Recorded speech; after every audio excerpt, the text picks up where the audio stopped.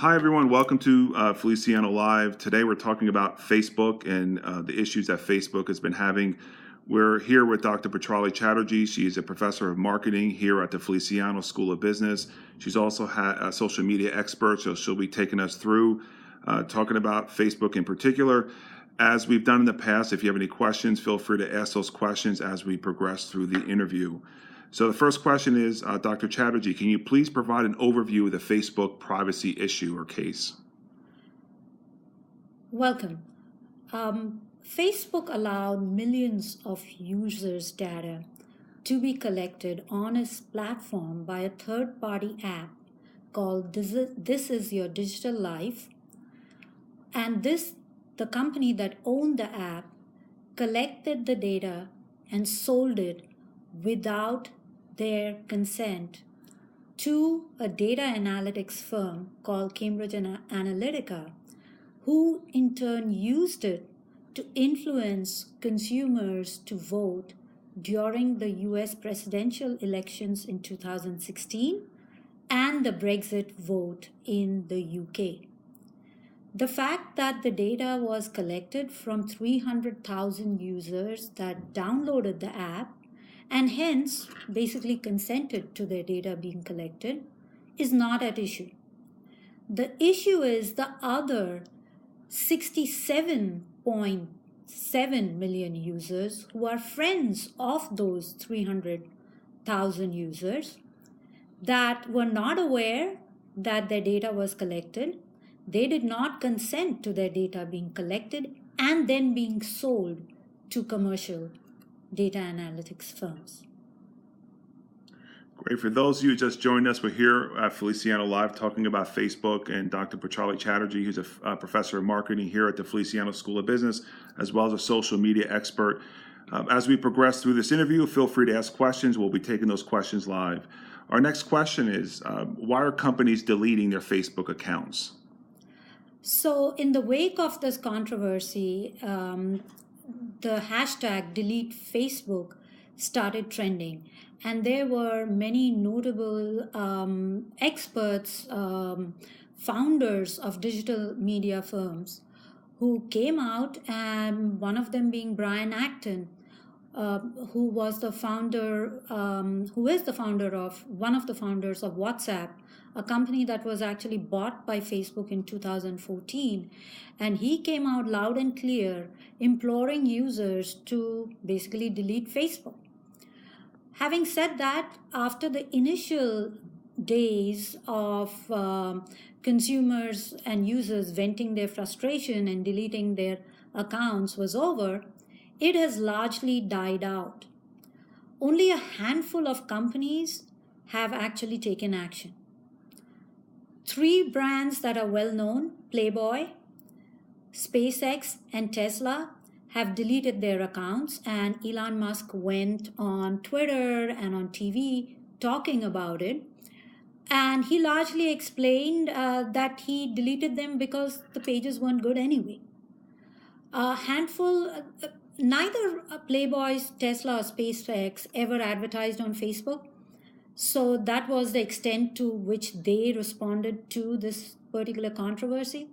A handful of other marketers, which included Pep Boys, Sonos, and a consumer electronics firm, and Commerzbank, a German bank, have paused their advertising on Facebook altogether. Most companies that have done that in the interests of brand safety and data security. By publicizing the fact that they have stopped advertising on Facebook, note here they're not talking about deleting their accounts, just stopping their advertising on Facebook. They are taking a stand in support of users who feel that their privacy has been violated. Having said that, the impact has largely been very lukewarm, considering the fact that a few months ago, when a celebrity complained about a relatively innocuous issue about Snapchat not liking Snapchat's design, there were huge hordes of consumers that deleted their accounts. And this primarily has to do with the fact that Facebook has a very sticky user base, an older user base. And as long as consumers are on the platform, companies will keep advertising on it. Great. So for those who just joined us, we're here with Dr. Chatterjee talking about Facebook. Please ask questions and we'll try to get to as many as possible. The next question is, do you believe Mark Zuckerberg's comments impacted the situation positively or negatively when he spoke in front of Congress? No. I believe Mark Zuckerberg, the CEO, and Sheryl Sandberg, the CFO of Facebook, did not help the situation. What they should have done, or the principles of effective crisis management, is to get out there in front of the story, be proactive, apologize, accept responsibility, and then demonstrate efforts to create constructive efforts to address the situation. In contrast, what happened in the case of Facebook is neither Sheryl Sandberg nor Facebook CEO Mark Zuckerberg spoke out. In fact, many called it a deafening silence. Immediately after the story broke on March 17th, the Facebook security team, basically set out a statement arguing that it was not actually an information breach, it was a data issue, and they basically tried to pass the blame on to Alexander Kogan, the Cambridge researcher who developed the app to collect the data, and to Cambridge Analytica. It was only after 5 days that Sheryl Sandberg and Facebook CEO Mark Zuckerberg came out and had well-publicized news conferences with a couple of media outlets where they took responsibility and accepted the fact that they have to address the situation. In addition to that, they did not really address the primary issue of why they were aware of the situation. They were aware that the data was being used or not destroyed and used beyond the purpose of the app since 2015. But neither of them thought it wise or a requirement of common business practice to inform users that their privacy has been violated. Great. So we actually have a live question, which is, how do you feel about cryptocurrency like TRX on decentralizing the internet to avoid cases like the Facebook accounts being compromised? Well, in the case of cryptocurrencies, those cryptocurrencies basically get traded on a blockchain. Blockchain technologies are relatively more stable and more secure compared to Facebook. One thing you need to keep in mind, or all of us need to keep in mind, nobody can actually quote unquote steal data or steal user data on Facebook unless and until Facebook actually allows it. In fact, what happened in this case, where only 300 users allowed or consented to their data being used, but 67.3 million other users' identities and information was compromised. It wouldn't have happened prior to 2010, even on Facebook. In 2010, Facebook introduced a new API called Open Graph, and it was supposed to be a revolution, and that basically turbocharged Facebook's advertising revenues. The Open Graph API allows any user of Facebook advertising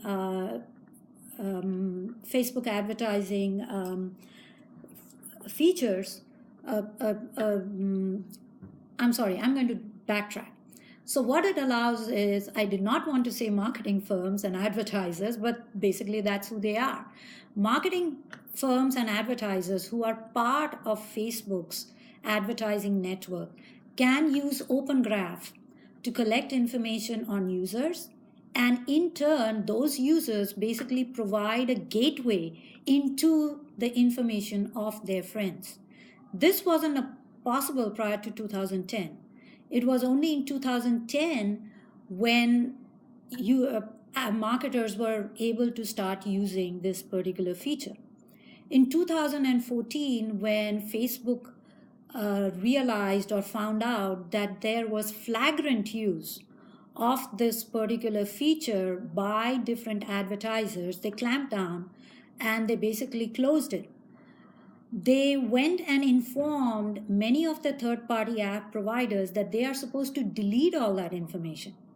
However, as we found out just about a month ago, March 17, 2018, many of these third-party app providers have collected data and they have maintained it and they've stored it, and you can see them using them in ways for which they were not originally intended. Great. So our next question is, how can other social media platforms take advantage of Facebook's current situation? It is important to keep in mind that Facebook has 2 billion users. That is many, many, many times bigger than the next biggest network, which is Twitter. Other social media platforms can, of course, use this opportunity to grow their user base, especially those who have defected from Facebook. The way some social media platforms are trying to address this issue is by taking proactive steps to inform their consumers and users of their privacy policies. Many of them are now requiring their users to actually reapprove or opt in to their platform. This is a good step because many users that feel that have now received emails and notices from Facebook letting them know that they might their information might have been captured through the app may feel more comfortable knowing that the other social networks are looking out for them. Second, the way other social media platforms can succeed in this particular space is by adopting the GDPR, the European Union regulations for general data protection. It goes into effect on May 25th, and if other social media platforms adopt many of those requirements, which include requiring users to opt in, allowing users the ability to see the data that has been collected from them, allowing users to be quote unquote forgotten, that is, if they want their accounts to be closed and deleted, it should be also accompanied by their information being deleted. So if other social media users are proactive, they can go and grow their user base. And with growth in the user base, they can also offer a much viable option to advertisers, many of whom are adopting a wait and see approach in terms of how Facebook addresses this issue and regains consumer trust. So for those who just joined us, we're here with the Feliciano School of Business Professor of Marketing, Dr. Chatterjee. We're talking about Facebook.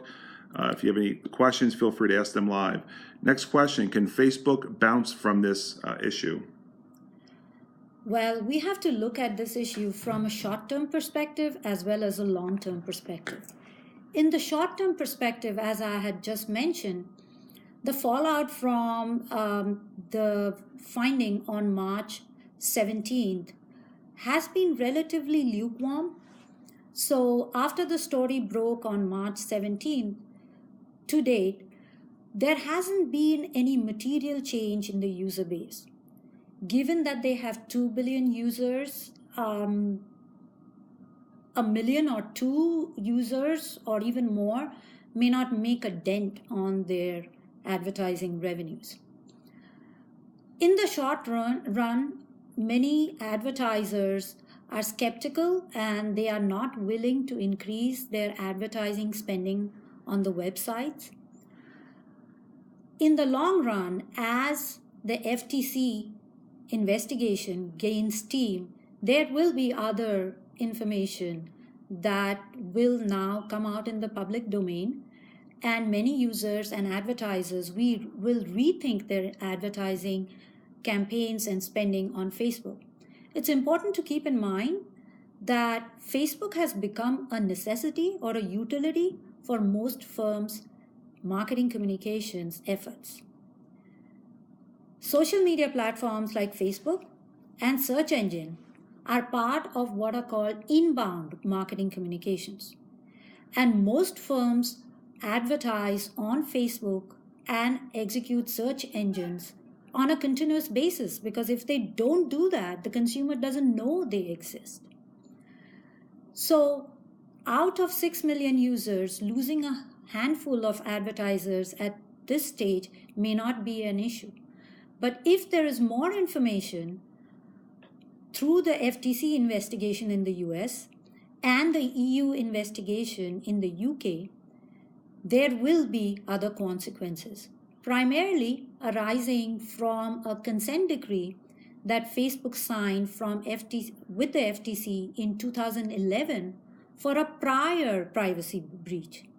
Under that agreement, Facebook will be levied a fine of $40,000 per user per day that their data was collected and misused. This could easily go up to $1 trillion, given the numbers we are talking about. More importantly, a lot of consumers and a lot of advertisers are really skeptical of Facebook's ability to basically harness their own network. Mark Zuckerberg's comments seem to imply he wasn't aware of many of the things happening on his network, and he has very candidly expressed or entertained the idea of being regulated. And that is what is going to have long-term consequences for the company. Okay, our final question is, should we delete Facebook? Well, you can delete Facebook. In fact, in the past, if you wanted to delete your account and you emailed or selected that option through your Facebook settings page, it would take months for an account to be deleted. Not so anymore. Since the scandal broke in March, Facebook has been relatively prompt and has deleted accounts within a period of 2 to 3 days.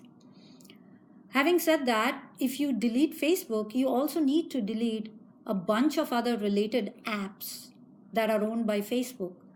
And I'm not just talking about WhatsApp, which is a mobile app, messaging app, and Instagram, but many other third-party apps that you may not even be aware of that run in the background. Even if you delete all of these apps on Facebook, there is no guarantee that your data is not being tracked or collected by Facebook. If you're interested, please check New York Times last week. If anybody's interested, go to DM at MSU Facebook page, and I will actually provide a link to the story where a bunch of experts actually went through this process of deleting Facebook and using their own resources, and found out that about 60% of digital properties that most consumers visit on a daily basis share data with Facebook. So even if you delete your Facebook account, you may be getting rid of Facebook, but Facebook is definitely not getting rid of you. Great. So thank you, Dr. Chatterjee, for today's session. This will also be posted on our social media platforms for Feliciano School of Business if you want to watch it afterwards. And we'll see you next week at 1 o'clock. Thank you.